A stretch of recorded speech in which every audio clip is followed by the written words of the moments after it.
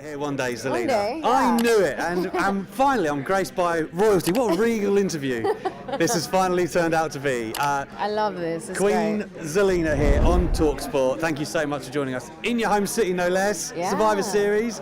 Wild. Must feel good to come home, the Queen, no less. Oh, I am the queen from Queens, and I love it. It is the best thing ever. And it's funny because I've been saying I feel like I'm going to wake up from this dream any second now, but I haven't yet, so that's good. Just keep riding it. That's what I would say.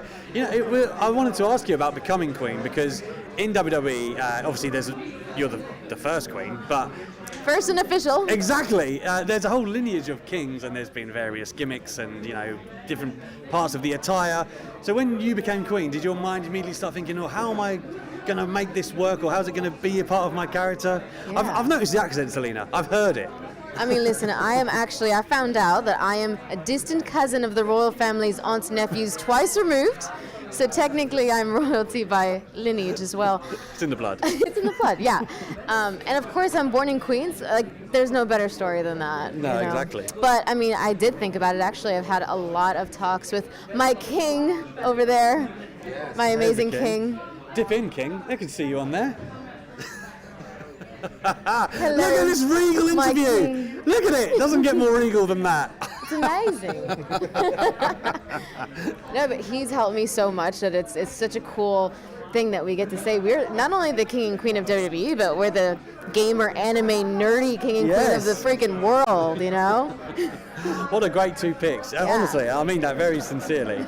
And it's cool as well that you've arrived at this point in your career as well. Because I remember a time where, it's universally known, Zelina Vega, amazing talker, like that was a given. But Thank you. I think you'd wanted to wrestle more. I think you've said yeah. that a lot. And is that something you campaigned for? And coming back to the company, it's great that it's manifested this way. In a very strange way, yeah. I mean, obviously it's like the elephant in the room, but like to say that, last year I wasn't with the company and now I'm here and queen of all things of WWE. If that's not proof that anything in this world can happen, I don't know what else is, because never did I think that was going to be possible. And again, WWE did such a great job of making, opportunities for not just the men but the women too. And more than anything now, it's like, since I was 4 years old, I wanted to make history and be in WWE, and to sit here and say that I'm actually doing that is mind-blowing. Yeah. And it's cool as well, like you said, I mean, you had to go away and come back to where you are now, like, but it's cool being made queen. Like, is that something where, like, Vince speaks to you beforehand and, like, I don't know, I don't want to say it's like an affirmation or anything like that, but it must be cool to kind of get more credence on you. Well, I will say that, probably, okay, I'll give you a story, right? Oh. Probably around 15, no, even younger than that. Yeah, maybe 15. My brother, he's the middle brother, and then my youngest brother, we all went to MSG. Yeah. And I remember watching Vince McMahon getting the Stone Cold Stunner, because he was the, surprise guest that night. Yeah. And I remember being there like, wow, Vince is like, that's Vince, that's so cool, And now even now I still get giddy. Like, he doesn't know that. He probably knows that now. Yeah. But I'm sure he's watching. I still get giddy where I'm just like, that's Vince. Like, that's pretty cool. But going back to your other question, which I didn't answer at all, was that it's not that I petitioned to be a wrestler necessarily, but I know that back in NXT, Triple H had said, I know you want to be a wrestler. I know that this is something that you've wanted for a long time, but I think we start here. And then this will evolve, and you'll get the opportunity to do that too. I just see something with you and him, and it's like lightning struck. So we need to explore this. Yeah. And I'm so glad that I got that opportunity to work as a manager and get the experiences that I have and the advice from people like Paul Heyman, and just it's been amazing.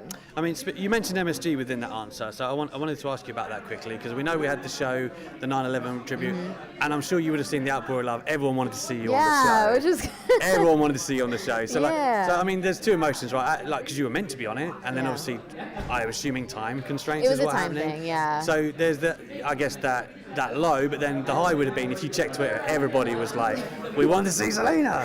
Yeah, and here's the thing too, and I know a lot of people were really upset, but I felt like the anger was put towards the wrong thing. because for me it was like disappointed. But I also know that it wasn't a personal thing. Sure. It wasn't a personal thing. If you knew, and obviously everybody of the fans, they don't know how the show goes in order, but the way that it went time-wise, it got too close time-wise, and they had to cut it. It wasn't something that, and not only did when it got cut, Vince had called me and apologized because he wanted to make sure that I knew, listen, this wasn't done to you personally or anything. It was literally just this, and I had to make that call, and I'm so sorry. Like, people don't know that side of it either. Yeah, you know what I mean? But like, that's why I was like, I love and appreciate my fans so much. I wish I could just squish their little faces, like each and every one of you, because sometimes people can feel like they're just part of the machine and it's not a big deal, and the fans probably don't give a crap about me. But the love that I felt that day, and a bunch of other days too, is incredible. So without the fans, like, we would be literally nowhere. So sometimes I get a little bit of an attitude when y'all ask me to, sign your stuff at 3 a.m, but I love you guys, but do know that it wasn't something that was done personally or an attack on me. Like, it wasn't. And to have a boss to care enough to call you and go, look, I'm sorry, it wasn't, that's important, I'm eternally jealous that you're friends with The Rock. I'm going to say that, okay? He tweeted me yesterday and it was like the greatest day ever. Oh, yeah, I saw that. I was like, listen, The Rock acknowledges I exist. Yeah. Has The Rock had a message for you since you became Queen? I need to know. Yes. Actually, yes. Oh my God, and I feel so bad. I have to respond to his text. I just. Yeah. Whoa, God. Slow it down. You did not respond to The Rock.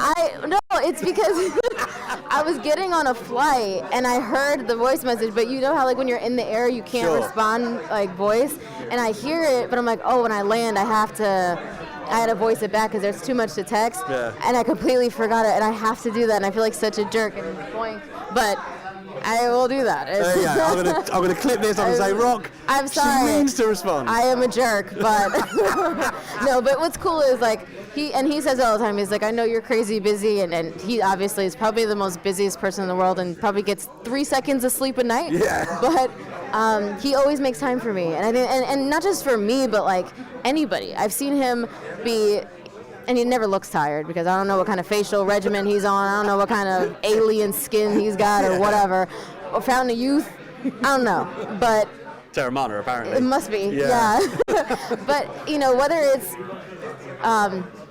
the highest paid actor in the world to, a janitor, he treats everybody the same. He actually is probably the highest paid actor in the world. But you know what I mean? He has been. Either way. It's like, whether you're Vince or a janitor or a referee or whatever, he treats everybody the same, and I think that's why everybody loves him so much, is he makes time for everybody.